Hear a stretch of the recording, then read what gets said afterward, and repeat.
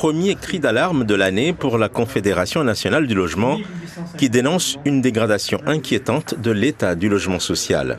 La situation est catastrophique à tous les niveaux, affirme Éric Fontaine, avec de moins en moins de logements livrés ou réhabilités et un paradoxe. Plus l'État met de subventions, moins on a de logements livrés.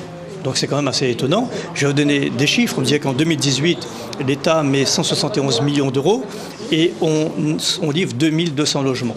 En 2023, l'État met 184 millions d'euros et on livre 1613 logements. Il y a un écart quand même extrêmement important. Donc on peut se poser la question, de dire que est-ce que le problème de la construction de logements est lié à des financements? Ma réponse c'est non. La CNL se dit préoccupée également par le surendettement des ménages, 44% de plus en 2 ans, d'après l'IEDOM.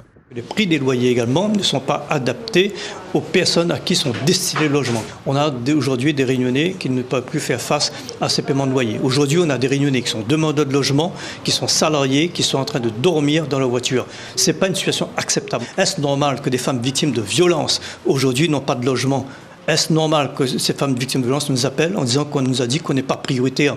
Dans son étude, la CNL note que la livraison de logements est passée de 3500 en 2014 à moins de 2000 en 2024. Quant aux attributions, elles sont de 13% actuellement, contre 37% il y a 10 ans. Le chiffre des demandes de logements sociaux, lui, ne cesse de grimper. Il est aujourd'hui de 50 000.